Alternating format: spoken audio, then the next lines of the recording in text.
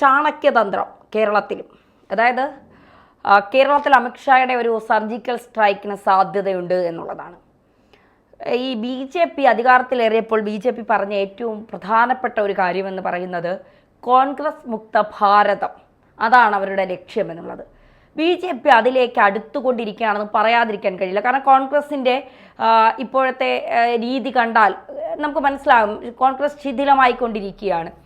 2026 CPM തന്നെ കേരളം ഭരിക്കും. Hat trick വിജയം അത് തന്നെയാകും CPM സംഭവിക്കാൻ പോകുന്നത്. ഒപ്പം BJP ഉണ്ടാകും. എങ്ങനെയുണ്ട്? അല്ല, ധന്യ പറഞ്ഞതുപോലെ ഇവിടെ അടുത്ത ഒരു ഹാട്രിക് വിജയം CPM ഉണ്ടാകുമെന്നുള്ള ചർച്ചകളാണ് വന്നുകൊണ്ടിരിക്കുന്നത്. ഒന്ന് രണ്ട് കാരണങ്ങളുണ്ട്.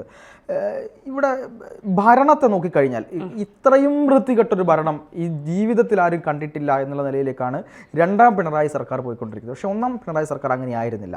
അവൾ വളരെ കൃത്യമായ രീതിയിൽ അവിടെ പല കാര്യങ്ങളും നടപ്പിലാക്കി, പല കഴിവുള്ള മന്ത്രിമാരും അതിലുണ്ടായിരുന്നു. പക്ഷേ രണ്ടാം പിണറായി സർക്കാരിലേക്ക് വരുമ്പോൾ പിണറായി പറഞ്ഞാൽ കേൾക്കുന്ന എറാൻ മൂലികളായിട്ടുള്ള മന്ത്രിമാരെയൊക്കെ വെച്ച് ആരോഗ്യരംഗം ആകെ കുളമായി. വിദ്യാഭ്യാസ രംഗം എന്ന് പറയുന്നത് ഓൾറെഡി വലിയ പ്രശ്നങ്ങളാണ്. അത് ഉന്നത വിദ്യാഭ്യാസ രംഗമാണെങ്കിൽ പറയുകയും വേണ്ട എന്നുള്ള രീതിയിലേക്കൊക്കെ കാര്യങ്ങൾ പോയിട്ടുണ്ട്. ആഭ്യന്തര വകുപ്പ് മൊത്തം കൈവിട്ട് പോയതുപോലെ പോലീസ് സ്റ്റേഷനുകളിലൊക്കെ എന്താണ് നടക്കുന്നത് എന്ന് പോലും അറിയാത്ത രീതിയിലേക്ക് ഉദ്യോഗസ്ഥന്മാരുടെ താന്തോന്നി ഭരണം നടന്നുകൊണ്ടിരിക്കുന്ന ഒരു അവസ്ഥയിലേക്ക് കാര്യങ്ങൾ പോയിട്ടുണ്ട്. അത് പോലീസിനെ മാത്രം ഉദ്ദേശിച്ചല്ല കേട്ടോ, മൊത്തം ബ്യൂറോക്രാറ്റുകളെയും അല്ലെങ്കിൽ അഡ്മിനിസ്ട്രേറ്റീവ് സർവീസിലുള്ള ആളുകളെയും ഒക്കെ ഉദ്ദേശിച്ചുകൊണ്ട് തന്നെയാണ് പറയുന്നത്. എല്ലാ മേഖലയിലും അങ്ങനെ തന്നെ ആ രീതിയിലുള്ള ഭരണമാണ് നടന്നുകൊണ്ടിരിക്കുന്നത്. അപ്പോൾ സ്വാഭാവികമായിട്ട് എന്താ നമ്മൾ വിചാരിക്കുന്നത്, നമ്മൾ കരുതുന്നത് അടുത്ത തവണയും നിർബന്ധമായിട്ടും കോൺഗ്രസ് വരും എന്നുള്ളതാണ് നമ്മൾ കരുതുന്നത്.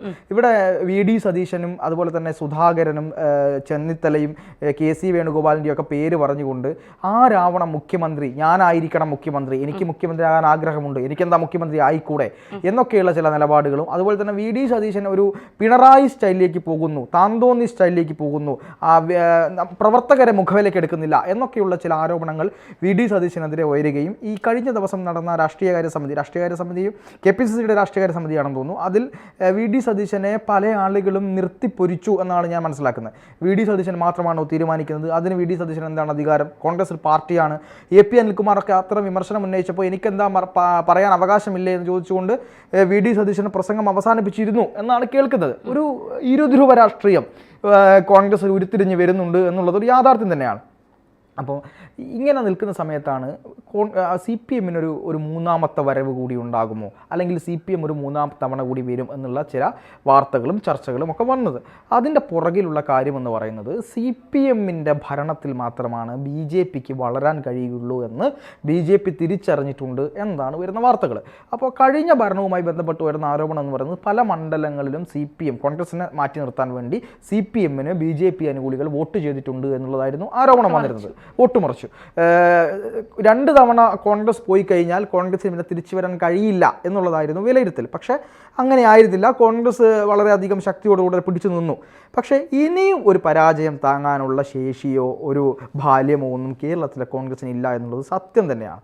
അപ്പോൾ അതുകൊണ്ട് തന്നെ ഒരു തവണ കൂടി CPM ഗവൺമെൻറ് വരികയും BJP കോൺഗ്രസ് തകരുകയും BJP മുന്നോട്ട് വരികയും ചെയ്യും. അപ്പോൾ എന്താ സംഭവിക്കുക? UDFിലുള്ള കക്ഷികളെല്ലാം നേരെ അങ്ങ് CPMലേക്ക് LDF പക്ഷത്തേക്ക് പോകും, മുസ്ലിം ലീഗ് ഉൾപ്പെടെ. അപ്പോൾ വേറൊരു രാഷ്ട്രീയം, ഞാൻ നേരത്തെ പറഞ്ഞ ഇരുധ്രുവ രാഷ്ട്രീയം കേരളത്തിലെ പൊളിറ്റിക്സിൽ പ്രകടമാകുമെന്നുള്ളതാണ്. അതായത് BJPയും CPMും തമ്മിലുള്ളൊരു പൊളിറ്റിക്സ് ആയിരിക്കും നേരിട്ട് വരാൻ പോകുന്നത്. അതുകൊണ്ട് തന്നെ BJPക്ക് ഏറെ ഗുണകരമായൊരു പൊളിറ്റിക്സ് ഇവിടെ ഉണ്ടാകുമെന്നുള്ളതിൻ്റെ അടിസ്ഥാനത്തിൽ വരുന്ന തെരഞ്ഞെടുപ്പിൽ BJPയുടെ പല വോട്ടുകളും പല മണ്ഡലങ്ങളിലും CPMന് അനുകൂലമായി നൽകാനും അങ്ങനെ CPMൽ നിന്ന് വീണ്ടും CPMനെ അധികാരത്തിലേറ്റാനുമുള്ള ഒരു സർജിക്കൽ സ്ട്രൈക്ക്, അതാണല്ലോ നമ്മൾ ഉപയോഗിച്ച ഭാഷ, വേർഡ്. അപ്പോൾ അത്തരത്തിലൊരു സർജിക്കൽ സ്ട്രൈക്ക് തന്നെ നടത്താൻ BJP ഉദ്ദേശിക്കുന്നു എന്നുള്ള തരത്തിലുള്ള വാർത്തകളാണ് പുറത്തു വരുന്നത്.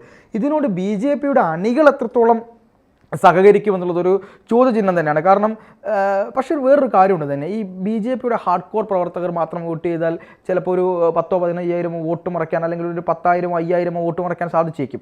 അങ്ങനെ 5,000 വോട്ട് മറച്ചാൽ പല മണ്ഡലങ്ങളിലും 5,000 നിയമസഭാ തെരഞ്ഞെടുപ്പാണ്, 5,000 വോട്ടൊക്കെ എന്ന് പറയുന്നത് വളരെ നിർണായകമായ വോട്ടുകളാണ്. ഇവിടെ BJP പറയുന്നത് ഇപ്പം ഞാൻ പറയാം, കോഴിക്കോട് ജില്ലയിലെ ചില മണ്ഡലങ്ങൾ, അതുപോലെ തന്നെ തിരുവനന്തപുരത്തെ ചില മണ്ഡലങ്ങൾ, പാലക്കാട് ജില്ലയിലെ ചില മണ്ഡലങ്ങൾ, ഇവിടെയൊക്കെ ഒത്തുതീർപ്പുണ്ടായിരുന്നു എന്ന് BJPക്കകത്തെ പല ആളുകളും വിമർശനമായിട്ട് ഉന്നയിക്കുന്നുണ്ട്. അതുകൊണ്ട് നേതാക്കന്മാർക്ക് ഗുണമുണ്ട് സത്യത്തിൽ BJPക്ക് പിടിച്ചു നിൽക്കാൻ പറ്റുന്ന രീതിയിലേക്ക് ഗുണമുണ്ട് എന്നുള്ളതാണ് പറയുന്നത്. ഇതിനെ വിമർശനാത്മകമായി പറയുന്ന ആളുകളുണ്ട്. കാരണം തൃശ്ശൂരിൽ ജയിച്ചത് CPMൻ്റെ അകമഴിഞ്ഞ സഹായത്തോടെയാണ് എന്ന് പറയുന്നുണ്ട്. ഒരു 5 സീറ്റ് ഇപ്രാവശ്യം BJPക്ക് കൊടുത്താൽ ബാക്കിയുള്ള സീറ്റുകളിൽ CPMന് ജയിക്കാം എന്ന് പറയുന്ന ആളുകളുമുണ്ട്. ഇതൊക്കെയാണ് ഒരു BJP പൊളിറ്റിക്സിൻ്റെ ഒരു തലം എന്ന് പറയുന്നത്. പക്ഷേ ഞാൻ അതിനേക്കാളൊക്കെ ഉപരിയായിട്ട് കാണുന്നത് ഈ പിണറായി വിജയനോടുള്ള അല്ലെങ്കിൽ LDF ഭരണത്തോടുള്ള ഒരു എന്തൊക്കെ തന്നെ പറഞ്ഞാലും ഇത് കണ്ട് ഒരു മടുപ്പ്, ഒരു മരവിപ്പ് വന്നിട്ടുണ്ട് ആളുകൾക്ക്. അതുകൊണ്ട് BJPക്കാരും കോൺഗ്രസ്സുകാരും CPMകാരും തന്നെ നേരെ എല്ലാവരും കൂടി കോൺഗ്രസിന് വോട്ട് ചെയ്യുമോ എന്നുള്ളതാണ് ഞാനിപ്പോൾ സംശയിക്കുന്നത്. കാരണം ഇത്രയധികം ഒരു വൃത്തികെട്ട ഭരണം കണ്ട് കാഴ്ച മരവിച്ച് നിൽക്കുന്ന ആളുകൾക്ക് പൊളിറ്റിക്സ് ഒന്നും നോക്കാനുള്ള സമയമില്ലാതെ എങ്ങനെയെങ്കിലും ഒന്ന് ഇറങ്ങി കിട്ടിയാൽ മതി എന്ന ഒരു രീതിക്ക് പോകുമ്പോൾ ഒരു പക്ഷേ ഈ പറയുന്നത് പോലെ CPMന് എതിരായി ആ വോട്ട് പോൾ ചെയ്യപ്പെട്ടേക്കാം. അതിന് തന്ത്രപരമായി മറികടക്കാൻ വേണ്ട നടപടികൾ CPMും BJPയും കൂടെ ചെയ്യുന്നു എന്നുള്ളതാണ് വരുന്ന ആരോപണങ്ങൾ. ഇത് നമ്മൾ കണ്ടല്ലോ, കഴിഞ്ഞ ദിവസം വളരെ പ്രധാനപ്പെട്ട ആളുകളൊക്കെ ഈ വിഷയത്തിൽ പല ആളുകളും ചർച്ച നടത്തിയത് നമ്മൾ കാണുന്നതാണ്. അപ്പോൾ അങ്ങനെ ഒരു വിഷയം ഉണ്ടെങ്കിൽ അതെന്താണ്, അത് നല്ല രീതിയിൽ കത്തുന്നൊരു വിഷയമായിരിക്കും. കോൺഗ്രസ് എപ്പോഴും പറയുന്ന കാര്യമാണ് CPM BJP ബന്ധം, CJP ബന്ധം പറയുന്നുണ്ട്. അല്ല പറഞ്ഞ ഞാൻ ഇതിൽ കൂടുതൽ ഇത് നോക്കി കാണുന്നത് അമിത്ഷാ എന്ന് പറയുന്ന ഒരു ചാണക്യന്റെ തന്ത്രം അത് കേരളത്തിന് പുറത്ത് പല സംസ്ഥാനങ്ങളിലും അത് വലിയ രീതിയിൽ വിജയിച്ചിട്ടുണ്ട്. പിന്നെ BJPക്ക് എത്തിപ്പെടാൻ കഴിയാത്ത പല സംസ്ഥാനങ്ങളിൽ നിന്ന് BJP കൈപ്പിടിയിൽ ഒതുക്കിയിട്ടുണ്ട് എന്നുള്ളത് വലിയൊരു, പ്രത്യേകിച്ച് മഹാരാഷ്ട്ര ഒക്കെ BJP കൈപ്പിടിയിൽ ഒതുക്കി എന്ന് പറയുന്നത് വളരെ പിന്നെ നമുക്ക് മാറ്റി നിർത്താൻ പറയാതിരിക്കാൻ കഴിയാത്ത സംഭവങ്ങളായി മാറുകയാണ്. കാരണം മുൻനിര മാധ്യമങ്ങളൊക്കെ അത് മുക്കിയാലും പറയേണ്ടത് ചില സത്യങ്ങൾ വിളിച്ച് പറയുക തന്നെ വേണം. അത് ആരുടെയൊക്കെ നെറ്റി ചുളിഞ്ഞാലും ചില സത്യങ്ങൾ BJP വളരുകയാണ്. ഇപ്പോൾ ചേലക്കരയിൽ തന്നെ 10,000 വോട്ടിൻ്റെ വർധനവാണ് BJPക്ക് ഉണ്ടായത്. അപ്പോൾ BJPക്ക് വളരാൻ CPMൻ്റെ ഒരു ആവശ്യമുണ്ട്. ഇവിടെ CPM ഉണ്ടായാൽ മാത്രമേ BJPയുടെ ഒരു വളർച്ച ഉണ്ടാകൂ.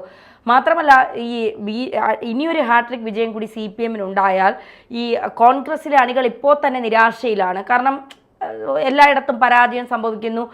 ഭാവി പ്രധാനമന്ത്രി എന്ന് പറഞ്ഞ് ചമഞ്ഞ് നടക്കുന്ന രാഹുൽ ഗാന്ധി ഇന്ത്യക്കെതിരെ പോരാടണമെന്ന് അണികളോട് പറയുന്നു. അപ്പോൾ അണികൾ തന്നെ ഇപ്പോൾ വാവിളിച്ച് നിൽക്കുകയാണ്. ഇങ്ങേർക്കിനി എന്തെങ്കിലും പ്രശ്നമാണോ കേട്ട ഞങ്ങൾക്കാണോ പ്രശ്നമെന്ന് ചോദിച്ചുകൊണ്ട്. കാരണം നയിക്കാൻ ഒരു നേതാവില്ല എന്നുള്ളത് കോൺഗ്രസിൻ്റെ വലിയൊരു പരാജയം തന്നെയാണ്. എവിടെ ഇരുന്ന് KC വേണുഗോപാൽ എന്തൊക്കെയോ പറയുന്നു, ഇവിടെ രമേശ് ചെന്നിത്തലയും VD സതീശനും തമ്മിൽ പിന്നെ മുഖ്യമന്ത്രി ആകാനുള്ള കുപ്പായം തയ്പ്പിച്ച് രണ്ടും കൂടി പരസ്യമായി പോര് നടത്തുന്നു.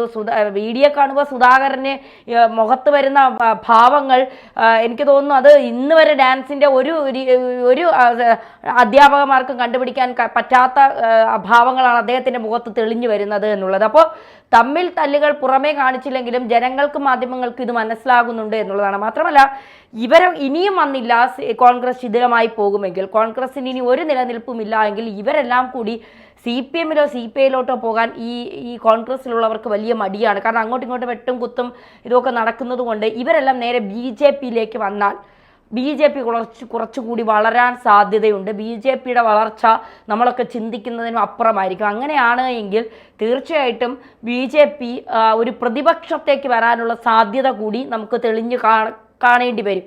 അപ്പോൾ ആ ഒരു തന്ത്രമാണ് അമിത്ഷാ പയറ്റുന്നത്. എത്രത്തോളം വിജയിക്കുമെന്ന് കണ്ടു തന്നെ അറിയണം. തീർച്ചയായും.